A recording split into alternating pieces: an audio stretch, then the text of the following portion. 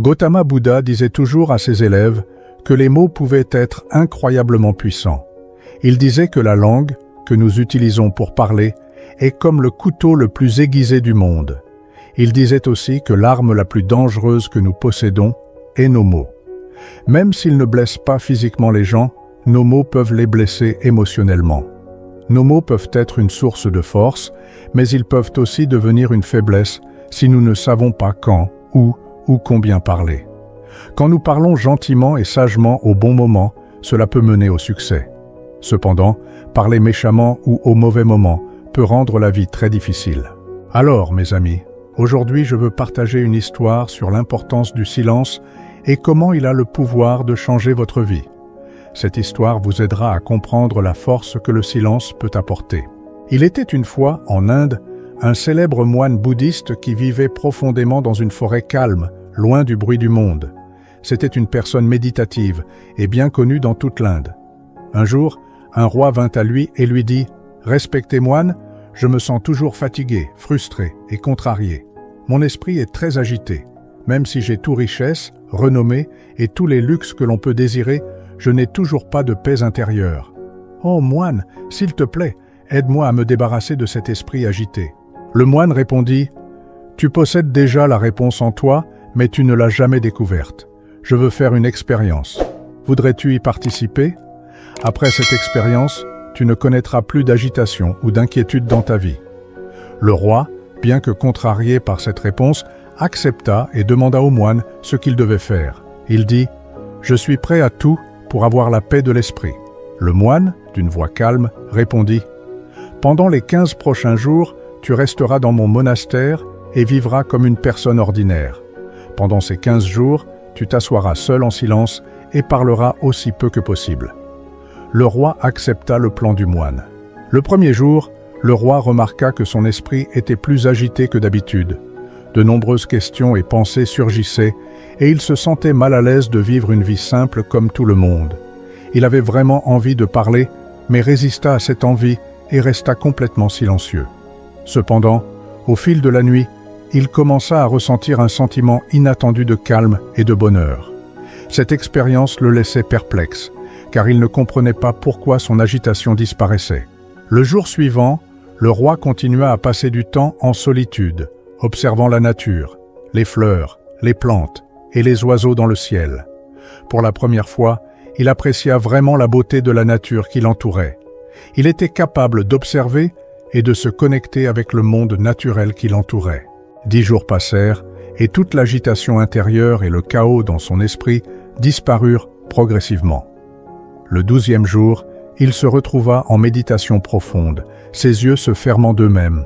Son esprit devint libre de toute inquiétude et il éprouva une paix intérieure profonde.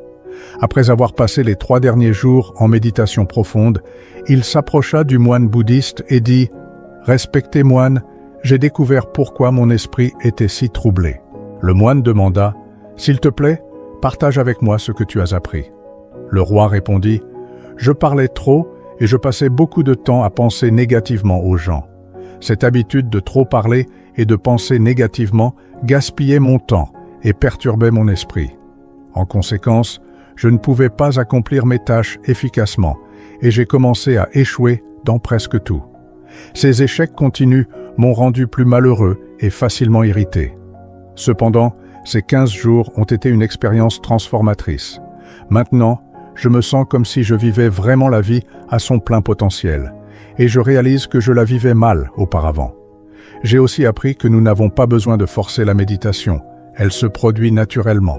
Le moine bouddhiste expliqua que ce n'était pas seulement le roi. Beaucoup de gens aujourd'hui parlent trop. Même maintenant, les gens utilisent la parole pour blesser les autres, et cette tendance à trop parler cause des problèmes dans leur vie. Le moine expliqua davantage au roi l'importance du silence. Il raconta une histoire sur un élève qui avait demandé un jour à Gautama Bouddha pourquoi il restait si souvent silencieux. Bouddha répondit « Je reste silencieux pour plonger profondément en moi-même. Le silence est la première étape pour vraiment se connaître. Sans silence, la découverte de soi est impossible. La première étape est d'être silencieux, de ne parler que lorsque c'est nécessaire. tu verras que 90% de ce que nous disons est inutile. Si les gens parlaient moins, cela résoudrait environ 90% de leurs problèmes. Le moine continua. Quand les gens parlent moins, il y a moins de disputes, moins d'agitation et moins de conflits. Si les deux individus dans un désaccord restent silencieux, de nombreux conflits pourraient être évités. Quelqu'un qui comprend la valeur du silence peut trouver la paix même dans un endroit bondé. Être seul peut ressembler au paradis, tandis que la compagnie des autres peut parfois être inconfortable. Il souligna « Il est important de trouver la paix en soi en embrassant le silence et en laissant votre énergie intérieure circuler. Invitez vos pensées à se calmer. Si vous vous réveillez troublé par la présence des autres, c'est une bonne idée de fermer les yeux et de vous reconnecter à votre moi intérieur. Vous trouverez un sentiment de fraîcheur à l'intérieur, car c'est là que la vie prend naissance. La vie ne vient de personne d'autre, elle vient de vous-même. Quand personne d'autre ne peut vous emmener à l'intérieur, vous devez y aller vous-même. Regardez à l'intérieur, car vous êtes le maître ultime de votre monde intérieur. C'est là que la vie commence, et c'est là que le bonheur naît. Quand vous regardez à l'intérieur, vous rencontrerez les profondeurs de la vie et toucherez même au concept de la mort. Ce voyage intérieur est comme observer le lever et le coucher du soleil dans votre propre vie. Il conclut, « Chaque fois que vous entreprenez ce voyage intérieur et revenez, vous vous sentirez rafraîchi, comme après un bain. De la même manière, lorsque quelqu'un prend le temps de rester silencieux et de réfléchir à ses pensées, il se sent plus paisible et heureux par la suite. Lorsque vous vous connectez à votre moi intérieur, vous constaterez que parler ne perturbe pas votre esprit. Au contraire, il y aura un sentiment constant de calme à l'intérieur de vous. Vous pouvez parler tout en restant connecté à votre moi intérieur. Vos paroles porteront alors une qualité magnifique, comme de la musique, et tout s'harmonisera. Parler de cette manière touchera profondément les autres. Quand vous maintenez le silence intérieur, dit le moine, vous accédez à une force intérieure puissante, libérée des pressions sociales. Vous trouverez une joie spéciale dans la vie, comme la joie de poursuivre vos rêves avec passion. Votre visage brillera d'une nouvelle lumière et vos yeux brilleront d'une lueur unique alors que vous plongez dans un océan de paix infinie. Amis, vous avez peut-être remarqué que parler trop n'apporte pas de paix à l'esprit. Cela rend difficile le contrôle de nos pensées et la concentration. Les personnes qui parlent trop ont souvent du mal à se concentrer sur une seule tâche. En conséquence, ils ne peuvent pas donner toute leur attention à leurs objectifs et manquent le vrai sens de la vie, ce qui rend plus difficile l'accomplissement de leurs désirs et de leur succès. De plus, les personnes qui parlent trop sont souvent moquées par les autres, tandis que ceux qui parlent peu et tiennent leurs paroles gagnent le respect.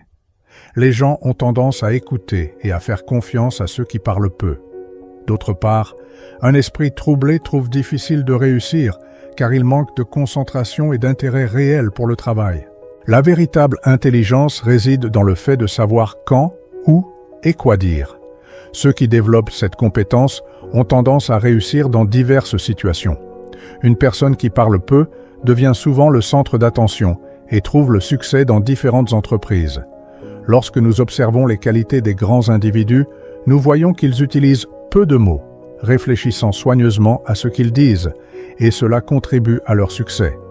En revanche, beaucoup de gens parlent excessivement, souvent en recourant à des mensonges ou en répandant des ondes négatives sur les autres, ce qui endommage les relations et les réputations. C'est pourquoi les personnes proches d'eux les évitent souvent. Les textes anciens de diverses cultures nous disent que nos paroles reflètent nos croyances et nos valeurs. Être silencieux nous aide à devenir plus patients, ce qui augmente notre conscience. Méditer nous permet de mieux nous comprendre. Alors mes amis, je vous encourage à passer au moins 20 minutes seuls dans la solitude chaque jour. Cela peut apporter des changements positifs importants dans votre vie. En conclusion de ce voyage zen, je vous invite à devenir membre de notre communauté Inspira Zen. Si vous avez trouvé l'inspiration dans cette histoire, soutenez-nous en appuyant sur le bouton « Like », en partageant avec vos amis et en laissant un commentaire ci-dessous avec vos pensées ou toute histoire zen que vous aimeriez entendre ensuite. Pour plus de moments de motivation et de tranquillité, n'oubliez pas de vous abonner et d'activer la cloche de notification. Votre engagement alimente notre voyage. Merci d'avoir parcouru ce chemin de sagesse et d'illumination avec nous.